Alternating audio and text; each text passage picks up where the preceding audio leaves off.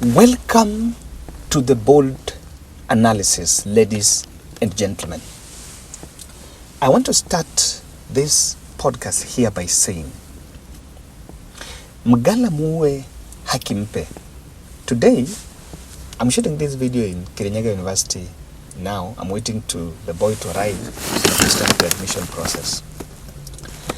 I drove from Nairobi to Kirinyaga through Thika Road. And I came through Thika Road, straight Makutano. From Makutano, you get to the Sagana. You take the junction getting to Kutus, Kagio, Kutus, then the university is in Kutus. So, just before I arrived to Keregoya. So, I have realized that there is something in this Mount Kenya known as the road network. Mazini mendesha kwa dual road throughway, uko side yako, is very safe. For those people who come from Western Kenya, immediately you leave Limuru, one way, until Summit. Around Summit, it's one way, na barabara ndogo hivi. And that's why there are quite a number of accidents that side. This side, I drove from that and mengia hata sijaingia mbele, and it is that new. Thika Road is the best thing that happened for this region. And I picked up a gentleman, nilimpatia lift from just around the Makutano. And coincidentally, he was coming to some company. There is a company around this place known as Spencer. I think the people who know Kirinyaga know there is a company known as Spencer. So he was coming to report as Spencer. And we talked at length. And there is one thing that I really got, and I want you to listen to a bit of that soundbite. I recorded him shortly, kidogo. But I'm also going to show you something, quite a number of things that we really talked about. But on this one, I want you to get this soundbite. Hii ndio Mwea pande hiyo kwa Mwea constituency. So ndio irrigation scheme Irrigation scheme sasa huku ni ile tu ya jua kali mjele. Kuna ile barabara nyingine ya Mwea huko mahali umepita kunaitwa Makutano. Ama pia hapo. Hapo Makutano ukiingia na hiyo ndio inakuonyesha sasa irrigation scheme vizuri. Lakini huku ni mjele tu ya kawaida kama wenye unaweza have farm sababu kuna maji ya kupanda hapo. Wewe unafanya nini huko mostly? Huko ni area home. Huko ni home. Farmer. You are a farmer? I'm a businessman. So una shamba unalima ama unapanda? Unapanda horticultural goods. So on and so forth. So si coffee? Hata coffee iko. Mimi nikienda ushago kwetu. Buda na changa lami distance refu sana. But huku transportation as far as transport is concerned, huku kwa sawa. Mazee nyie amfai kusema tu huru akufanya. Hakuna, unaona hizo barabara zote utaingia zote. It's done wapi? They are all tarmacked and they are being tarmacked everywhere. They are all tarmacked and they are still being tarmacked. Mimi nawaambia nyinyi mko poa bwana. Let me tell you one thing, mimi nimeona hii Mount Kenya. Guys, mazee msisema mambo ya barabara. No. Unless niende places zingine. Lakini nimepiga lami hivi. Two way. Mimi nilikuwa najua. Ikisemekana Thika Road, najuanga Thika Road isha Thika.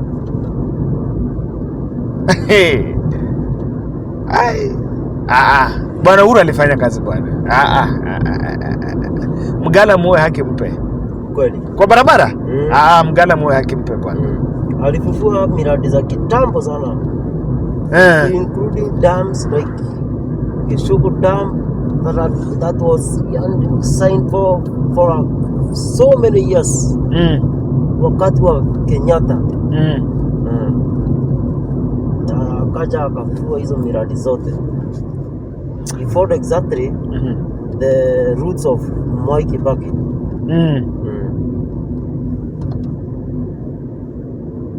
Huku mimi sidhani kama mnahitaji mabarabara hata na madamu. You need something else. You need something else, but not mabarabara, I can tell you. Huku?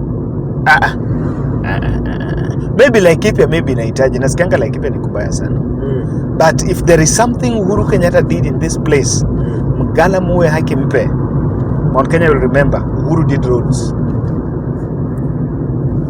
He owns a legacy. He owns.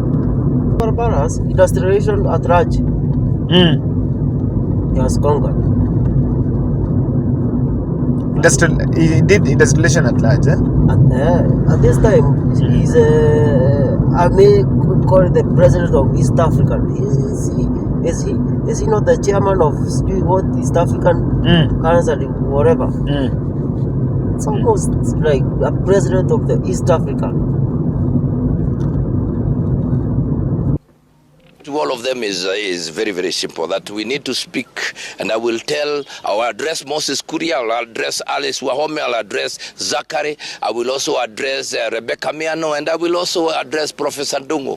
Any position you hold is not yours. Those are positions belonging to the community, including of Kithure Kindiki and Rinturi. All of you are holding positions in trust for this community that voted for Dr. William Samoei Ruto. Now, that gentleman is saying something I want you guys to hear. Anasema Uhuru alitengeneza barabara. And he also spoke about dams. In fact, I've never known the Gishugu Dam. People from Kirinyaga should tell us. Kumbe there is a dam called Gishugu Dam. I heard from him. And you remember the way he even acknowledged that Uhuru is now a president of East Africa, you know the work that was given. Of course, they will understand it that way. I think the peace mission in DRC was saying Uhuru is now. And at length he told me, I asked him a couple of many questions. That number one, I just want to answer these three. I asked him about the perception that Rigathi Gachagua is the kingpin. And this is what that gentleman told me. That Rigathi Gachagua is a kingpin in the media and by virtue of him being a deputy president. But I can tell you, he was telling me for sure that he's never seen Rigathi in this area after elections. And they believe, or he believes that the problems za Kirinyaga cannot be solved by the kingpin. So huyo kingpin, the kingpinship is not something that he will take. For him, he will be like, let governor work. Kwa sababu, hata Rigathi akiwa kingpin, I'm telling you, he was working at Spencer. There are quite a number of projects here. I just passed through and we saw fire station construction. I think it's around this place, underway. And was giving me that example, telling me that there is that fire station going on. Will that kingpin make?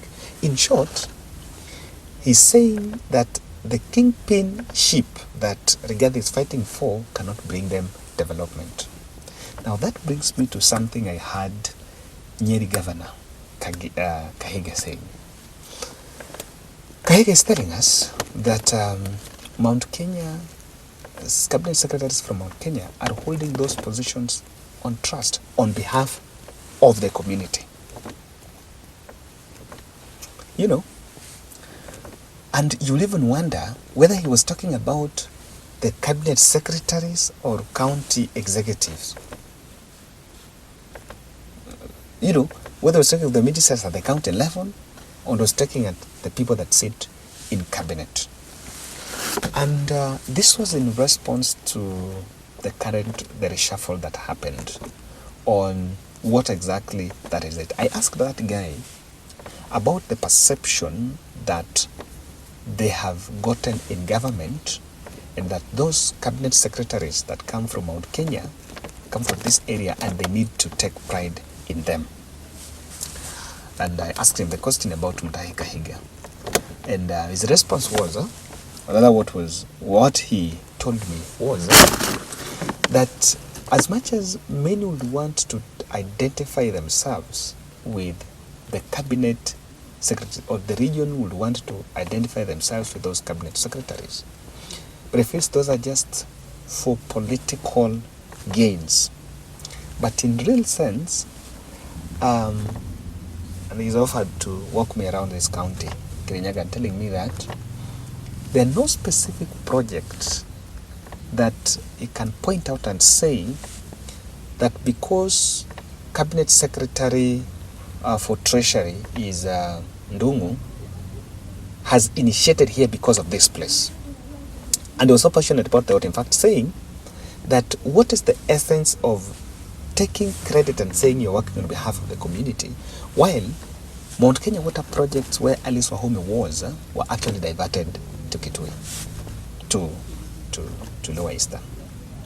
So this is the point, that as much as the political class would want to show that they come from the cabinet secretary's work in trust from this region, then that means that everyone here must take responsibility. And for information, take an issue that if it is so, then how about if the ministers start saying that they're also working on behalf of their counties? Moses Kuria comes from Kiambu, Njunguna Ndugu comes from Murang'a, plus Anne Waiguru also comes from Murang'a. Rebecca Miano comes from Nyandarua. So there is no cabinet secretary from Kirinyaga. Yeah? Saying that, of course, in the previous administration they had the PS who was Kibisho.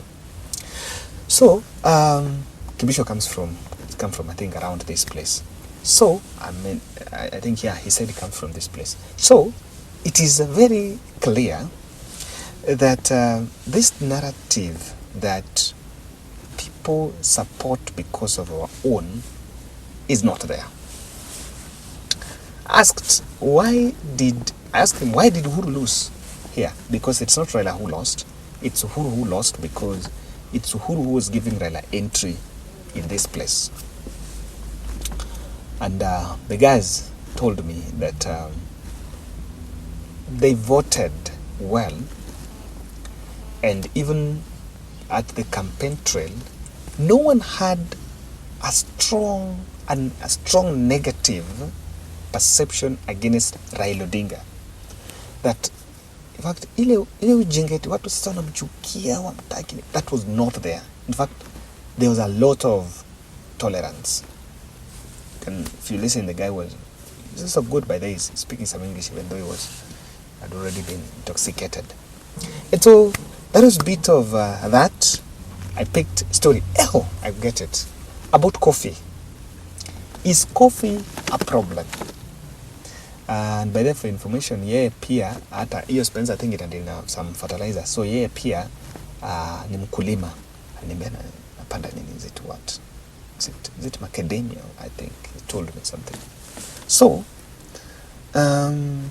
he's told me about the fact that agriculture, hiyo coffee, kwa wale watu wamesoma hapo, wengi wao huku wamesomeshwa na hiyo coffee. So it's a cash crop here. In fact, ananiambia in some families nowadays, even people have organized for prayers. Wanaenda kuomba kwa hizo farms so that hiyo kitu ilete pesa. And there is a feeling like the coffee industry is cursed. That they've been organizing even prayers to pray, and some houses can organize prayers to pray so that coffee later, because coffee is what produced the doctors, the nurses, and the elite professionals from this region. Now, that is just one person, and I've narrated this podcast through his telescope and also Mutahi Kahiga's telescope. Ladies and gentlemen, I want to make it clear, and this is the observation that I have made, and this is what I have realized. Kenyans do not have a problem. The problem is Mr. Politician. Yes, the problem is Mr. Politician. And Mr. Politician or what happened in Mount Kenya, just looking at what is going on. Oh, reshuffling. Oh, I remember about reshuffling. Does it have a problem that they had lost? About Mudavadi taking over Rigathi Gachagua, and was like, Rigathi Gachagua should not even be a deputy president. In fact, anasema Waiguru angechukuliwa, but of course that was biased because Waiguru is a governor here. So nasema Waiguru achukuliwe kwa sababu amefanya kazi. So the politician has known the gap, and the gap is information. There are a lot of information gaps. There are many things that politicians or government will not want the people to know. So that everything runs on propaganda. There are a lot of hidden and twisted information so that people know what is not right. He told me that he was wondering when Musalia Mudavadi went to Nyeri and was asking people eating roads, while hata mali walikuwa nafanya, if you check that video, that place was tarmacked. Okay? And here, the road network was done, and the reason why it was being done, people look at it as Uhuru regime, but the coffee is being done in both large scale and small scale. So unapata there is proximity, as in there are people who, these companies that even buy coffee from them will always see what's going on here, and there are roads that were constructed under the influence not even of the politician but of the coffee, because they want to get to the interior. You cannot compare that to places where they're not. So he said that he's acknowledging that not that there is people hate Uhuru Kenyatta, but the problem here is Mr. Politician used the information gap to plant the venom because people did not get information.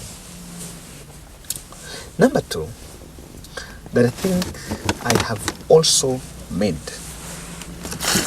is the fact that if the current crop of leaders in Mount Kenya are going to anchor their political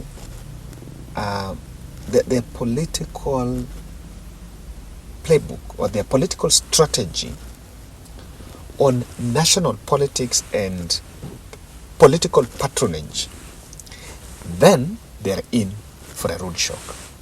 Because I think it's about time. Mount Kenya just needs one person, and the Messiah they need is the Messiah who will start asking, what have you done?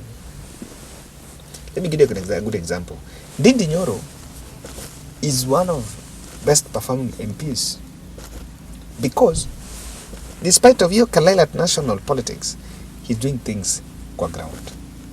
And I think these people are so much attached to development and what the leader is doing, as much as the national debate is just used to build euphoria. But if the current crop of leaders will think that the next 10 years you will still come here to sing Uhuru was bad and we supported Ruto, so support us, we support our own, it might not be it. Lastly, the unity call is divisive and as much selfish.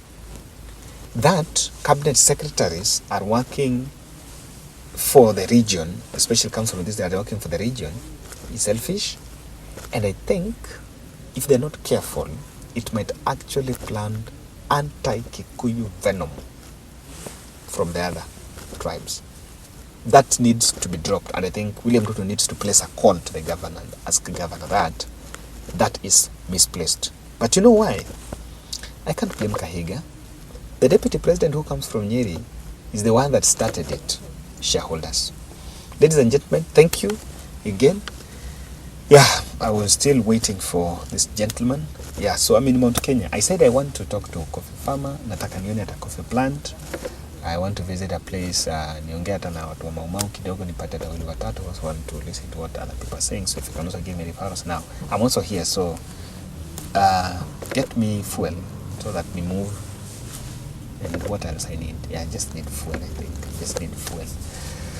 Yes, accommodation, but there's someone has given me accommodation. Don't mean nikimwambia nakuja kaniambia I'm going to sort your accommodation. So thank you very much, guys, and may God bless you for standing in for this boy Edwin. Asante.